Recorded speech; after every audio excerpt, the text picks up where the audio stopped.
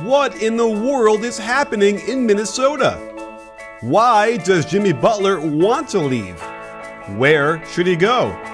The only question left is, say it with me, you in? Hey, sports fans! Coach Nick here, and welcome to the P-Ball Breakdown Podcast. Today, I am happy to have on the show Darren Wilson, who is a reporter for the local ABC TV affiliate in Minneapolis and also is an ESPN radio contributor and knows everything about the Timberwolves. So, Darren, welcome back on the show. I appreciate you having me back, Coach Nick. I'm not quite sure I know everything, especially with how secretive Tom Thibodeau, Scott Layden, and the rest of that front office is, but I'd like to think that I know a little bit. I also wish I was on this podcast, with them making a run in, late May, early June, Western Conference Finals, even winning just a playoff series. I wish there was actual stuff on the court to digest, to dissect, to talk about, as opposed to all the drama. In fact, I was just texting before I hopped on with you with a buddy of mine who's a longtime season ticket holder, and he said, at what point can we get back to, the more interesting stuff being on the court, like going back to, KG and Charles Sprewell, Sam Cassell, the 03-04 season, making a run to the Western Conference Finals. When can we get back to that point as opposed to all the drama off the court? Because that's all anybody's ever been talking about. Going back, even going back to David Kahn, then into, Flip Saunders coming back, then Flip's passing, then Sam Mitchell, interim coach. Then they let Sam go. There was a process there. They give Thibs full power, coach and GM power. So it's been one soap opera after another, and now here we are again with the Jimmy Butler drama. Yes, well, for those of you who are listening who didn't know what we were going to talk about, it is all Timberwolves and all Jimmy Butler, and you might feel like you're having a little deja vu because Darren and I were on this podcast in July talking about the same kind of thing, and I kind of felt like it was a little bit of an intuition, maybe contract status more than anything else. But the whispers were kind of probably popping up around then, too. So what is the genesis of this most recent, meeting with Thibodeau and Jimmy Butler and how this all came about? Well, what's interesting is because it's hard for a lot of people to grasp this, and it's not all of it, but the fact that there is some contractual angle to this, that Jimmy was hoping that the Wolves could offer more than 4 years, $110 million. So based on the CBA, the Wolves made the maximum offer they could a few weeks ago, I guess going back now a couple months. The first day they could make that offer in July, they made him that extension offer. He was hoping for more money. The only way the Wolves could have offered more money this summer was to get way below the salary cap. And if you look at what Andrew Wiggins is making, Gorgie Jang, Jeff Teague, it just wasn't realistic. So it was completely unrealistic for Jimmy and his agent Bernie Lee to expect the Wolves to get so far into the cap that they could offer more than $110 million. I'm led to believe that the Wolves were willing to play this thing out, then give Jimmy 5 years, $190 million next summer. That is the max they could offer him next summer. Now, if he gets traded, ultimately if he gets traded, his bird rights go with him. So his new team could offer him that. But the Wolves were willing to do that. But I suppose Jimmy said, okay, I missed how many games last year, 23 or so games. I've had a few injuries going back the last handful of years.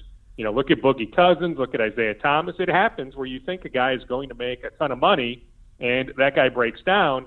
If I can get my $100 million plus right now, let me get it right now. So there was a contractual element to this. But make no mistake, he doesn't know how he fits here with Karl Anthony Towns, with Andrew Wiggins. Who's the alpha dog? Whose team is this moving forward? So trust me, it's not all contractual. That's a tentacle to this. If everything was kumbaya on the court, I think Jimmy would have played this thing out, and he would have either then taken the 190 next summer or just gotten to the point where, okay, maybe he didn't know if he wanted to be here long term, then he could have left next summer as a free agent. But coming out so publicly now, maybe not him directly, but it's pretty clear that the leak came from his camp. I'd be shocked if it wasn't somebody in his circle that leaked the story earlier this week that he did request a a trade in that meeting with Tom Thibodeau in Los Angeles on Tuesday. So I think the power play here is he wants to go to a team that he knows will pay him a ton of money, where his bird rights transfer. So it's not a tactic that I necessarily agree with. I know some prominent agents who represent some big-time players who I texted with in the last 24 hours who said, I can't believe that Jimmy's agent let it play out this way, that there was a better way to handle the situation. But nonetheless, Coach Nick, this is where we are at. Jimmy wants out. Now, whether the Wolves satisfy that request, I can just tell you, my intel as of Wednesday night is that Tom Thibodeau is not itching to move Jimmy. Eventually, I think you have to move him. You have to get something for him when you know he doesn't want to be here beyond the season, and he really doesn't even want to be here next Monday for media day, next Tuesday for the first day of practice. But at some point, you have to move him. You have to get something for him. But I'm told right now that Thibs has no immediate intention to move Jimmy Butler. So this will be very interesting because I'm telling you, Coach Nick, I think they have to move him eventually. Maybe you don't need to move him in the next week or two, but you have to move him before the deadline. You have to get something for him. You can't just lose him and get nothing in return. It's kind of remarkable because we just went through a saga with Kawhi Leonard and Popovich where you never would have thought in a million years that they would ever get on the other side of each other. And if you had to think of the next pairing that would be like that, it would certainly be Butler and Thibodeau. It's almost unbelievable. Do we have any other inclination as to is this really about just him wanting to get out of there and it's nothing personal with Thibs, or do we have any other insight into that? Well, I've seen some reports the last couple of days, people suggesting that Thibs and Jimmy Butler aren't as close as a lot of us think, which might be true, but I'll tell you this much. There's no doubt in my mind that the player that Thibs last year texted with the most, talked to the most after practice on the phone was Jimmy Butler. So maybe Thibs doesn't have a close relationship with anybody, but I'm just telling you, the player that he had the closest relationship with was Jimmy. You think about 14 months ago, Coach Nick, they did this huge press conference at Mall of America. There were 1,000 fans there. It was this huge celebration. Jimmy endeared himself to the fan base. Remember, he gave out, he's got 10 different cell phones, but he gave out one of his cell phone numbers, for people to reach out. He talked about how he was going to, connect to the community here in the Twin Cities. He talked about how much, he's grateful to Thibs for reconnecting the two. And now just 14 months later, it's blown up. I do. In fact, I feel bad for Thibs. Because Thibs went to owner Glenn Taylor because Glenn wasn't necessarily on board with moving Zach LaVine. That was Flip Saunders' vision. Flip Saunders was keeping these guys together. Now, we can debate whether long-term LaVine, Wiggins, and Towns was a threesome that could go far away. We can debate that. But I'm just telling you, that was Flip's vision. Flip passes away. Sam Mitchell takes over for the year as an interim coach. Milt Newton, interim GM. Then Glenn blows that thing up, and because of the search from Korn Ferry, ends up settling on Thibs, and he gives Thibs all this power. And then Thibs, after one season of coaching LaVine, goes to Glenn and says, hey, let me bring my guy in, Jimmy. And I'm sure Glenn said, are you sure you can keep him long term? He's only under contract for 2 more years. Are you positive you can make this thing work? And I'm sure Thibs said, yeah, don't worry about that. I'll make this thing work. Yeah. And now just 14 months later, it hasn't worked. So I feel bad for Thibs because he put his ass on the line there with the owner. And yeah, it's inevitable, Coach Nick. I don't know when, but it is going to happen that Tom Thibodeau is not going to work the duration of his contract. He signed a 5-year deal for $40 million. He's entering year 3. It's hard for me to see him getting to year 4. Certainly just about impossible in my mind seeing him get to year 5. So, he put his job on the line, going to the owner saying, hey, let's make this move for Jimmy. And it's blown up in his face just 14 months later. Wow. Well, it's funny because without question, if you ask Thibs from his point of view, the perfect player for him is Jimmy Butler. I'm sure that's the guy who, so I'm sure from his end, he's in love with Jimmy Butler, wants him to stay, wants him to do everything he can. So you feel like if we had to talk about contract versus fit on the court and all those different things. What percentage would you say is motivating him to get out of there in terms of contract versus the way it's going on the court? I mean, I would say fit on the court is over 50%. Now, I'm telling you, because his agent is certainly happy to do interviews, tweet, and all that. When the agent decides to cut open a vein on this front, he's going to take the contract angle. That I can promise you. And I'm telling you, there is an element to this. But I'm just saying, if last year went really well, and you could actually argue it went relatively well when Jimmy played the 59 games that he played, the Wolves had a really good record. Maybe they didn't always defend the way that you'd want them to defend, but they won a good amount of games. They were on pace to go 51-31. That would have been good enough for the number 3 seed in the West. So you can actually make a case that Jimmy, with these guys, was a good fit on the court, but in his mind, he just feels like he's not. He doesn't know how to lead these young guys. Certainly him and Cat butted heads, him and Andrew Wiggins. Andrew's such a mild-mannered guy, but certainly I think him and Andrew had some conflicts, at least some disagreements, and then certainly Thibs, being a Jimmy guy, my understanding is that Cat at times felt like that it was Thibs and Jimmy against him. And I would think, and Coach Nick, you probably know this way better than me, but I would just think, especially when you're dealing with millennials, there's a different way to deal with them. And I'm not quite sure that Jimmy knows how to communicate with these 22, 23-year-olds. I'm not quite sure Thibs is really good at communicating with these 22, 23-year-olds. So I'm just telling you, to answer your question, I'm just telling you, Coach Nick, to answer your question, I'm positive it's over 50% on the court, but I can't tell you that it's 95% because I do think there's a little bit with the contract where his bird rights transfer so he can go to a new team because he wants to be with a new team and still make the $190 million. That's very true. There's just a limited amount of teams that can afford to pay him, and I'm not even sure that he's completely worth that. But one thing that is worth it and more is a shave from Harry's Razors. I'm telling you, I've shaved with plenty of razors in my lifetime, and none have been as smooth as Harry's. Plus, their razors feel great in your hand, just like a smooth crossover that breaks your defender's ankles. These precision razors are made from a German factory that's been making high-quality razors for over 95 years. And they've got lots of other products you have to check out, like sweet-smelling body wash, exfoliating face soap, and more.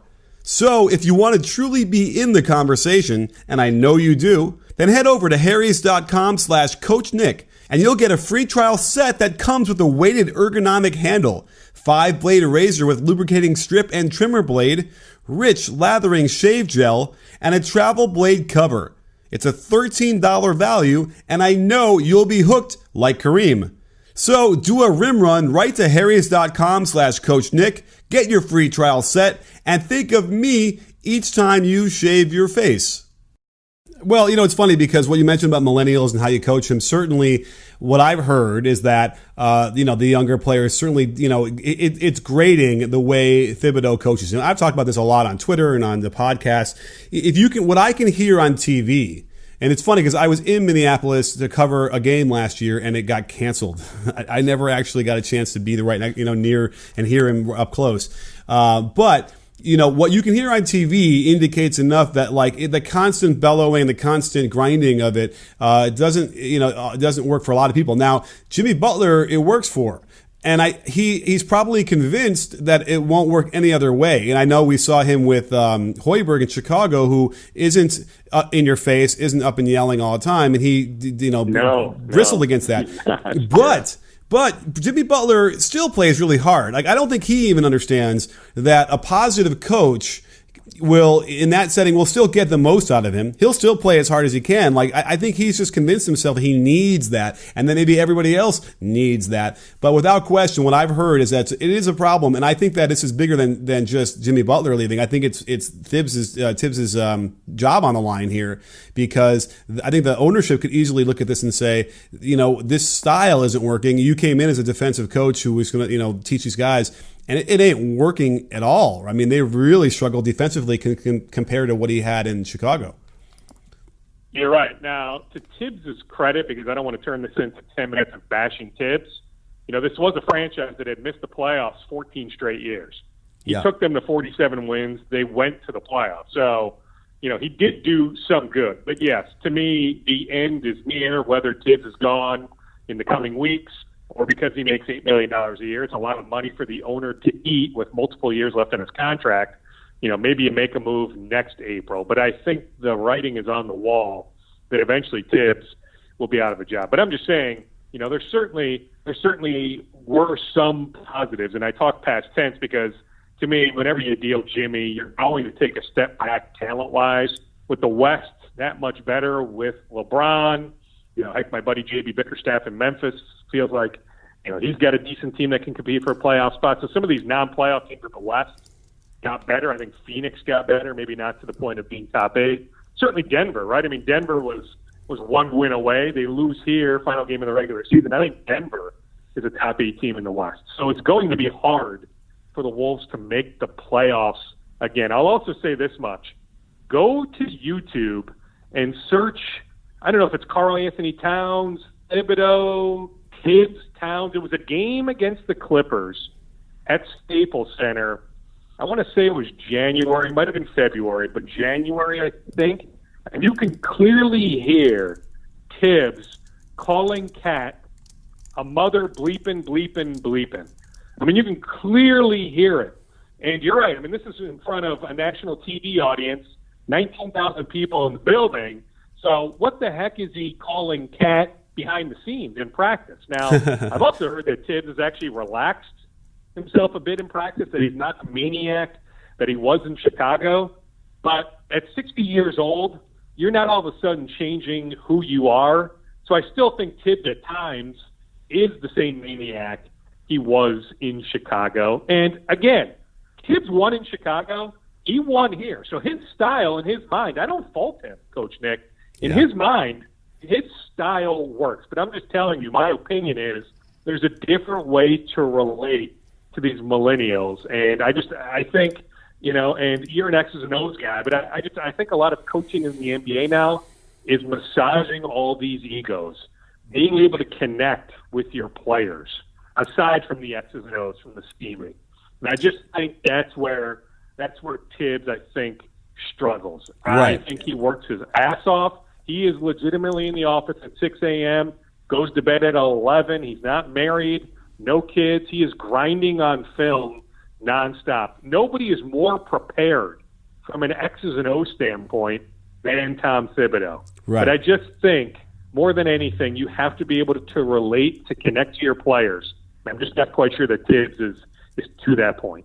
And I agree. Now you're making me feel bad for criticizing him, because you are right. I mean, certainly what they did last year is impressive. I mean, the thing is even more impressive is that they were 4th in offense in offensive rating, but they were 27th in defensive rating and still made the playoffs, and without Butler for a ton of those games. So that's all really impressive, but again, it also might mean that it's not sustainable, right? Like they might. This is going to be the regression back to the mean, because I can't picture any team being below 25th on defense, no matter how good they are on offense. I can't picture that team making the playoffs again in the West. And like you said, we've been talking about Denver. We've been talking about. I'm irrationally exuberant about Memphis. We're talking about the Lakers. It's going to be a bloodbath again, worse than any other year we've seen.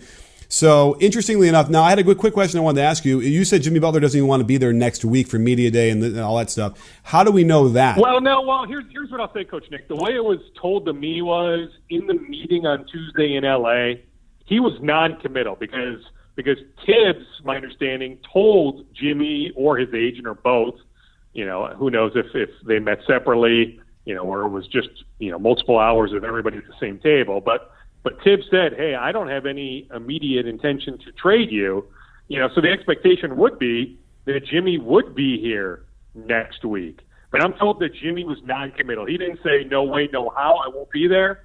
But he also didn't say, hey, plan on seeing me on Monday. So that to me is still a situation that needs to play itself out, because, frankly, there's no way that I see the Wolves trading Jimmy Butler in the next 4 or 5 days. Right. So Jimmy has to be here eventually. If he wants to skip Media Day, that circus on Monday, maybe I'd understand that. But if he's skipping practice Tuesday, Wednesday, that to me will turn into a big-time issue. So, Jimmy needs to decide what he wants to do. But I was just told in the meeting on Tuesday in L.A. that Jimmy was non-committal on whether he'll be here or not next week. I think you're right. I think this is why these teams will ultimately trade these guys when they say they're not going to return. And I guess you're right. The other thing that's on their top of their head is that he's already made it clear, am I correct in saying this, that Jimmy Butler's made it clear that he will not resign next summer? Correct, yes. Okay. He told them that he has no intention of staying here in Minnesota, so it's in their best interest. Not only does he want to trade now, but it's also in their best interest to make a trade, to get something for him while they can. So, yes, he made it very clear to them on Tuesday that he has no intention whatsoever of signing a long-term deal here in July. And, heck, even if Thibs doesn't have any intention of trading Jimmy now, and I get it, you're trying to create a little bit of a marketplace. You want to weigh some offers. It's not like you're under the gun to trade Jimmy tomorrow. I still think if Jimmy is here for any length of time, that would be a very toxic situation. You even look at social media on Wednesday night where Nick Wiggins, Andrew Wiggins' older brother, had some things to say where, he's loving the fact that Jimmy, is requesting a trade. Then Jimmy fires back in a video that he did on Instagram. Then you got Steven Jackson, of all people, somehow getting involved. And Andrew Wiggins then on Instagram taking a shot back at Steven Jackson, who called out Nick Wiggins and called out Andrew Wiggins. So Steven is in the Jimmy Butler corner. There's so much going on. Then there was the story from a gossip website suggesting that Jimmy might have hooked up with Karl Anthony Towns' ex-girlfriend. Now, Towns shot that down on Twitter. And I don't even want to go down that path. I don't care about these guys' personal lives. Well, sometimes there's so many. There's just so many dynamics in play here. I'm just saying, Coach Nick, to me, it would be incredibly toxic if Jimmy is here for more than even just a couple weeks. I don't see how Jimmy can start the season here. So whenever the season starts, October 15th, October 16th, to me that in my mind is the deadline. Maybe it's not the hard deadline, like the rules deadline. I get that's February. But to me, if you're the Wolves, when you start the season in mid-October, Jimmy Butler needs to be elsewhere. All right. Well, listen, what's not toxic is having you on the show. So that was a great breakdown for what's going on out there in Minnesota and what's going to happen with Jimmy Butler. So Darren Wilson, I can't thank you enough for coming on the show and giving us your insights. I appreciate it, Coach Nick. And again, let's do this at some point. Now, it might be a year or two from now, but let's do this at some point when the Wolves are actually relevant on the court and not just off. Okay, you got it. I will hold you to it. You'll hold me to it, and we'll make sure to come on. We can talk about the great and wonderful play that's happening on the court and nothing else about anybody's girlfriend or leaving the team. So, again, thanks so much for coming on the show. Great stuff. And don't forget, sports fans, at B-Ball Breakdown, we're not a channel. We're a conversation. You in? Are you in, Darren? I'm in, Coach Nick. You got me.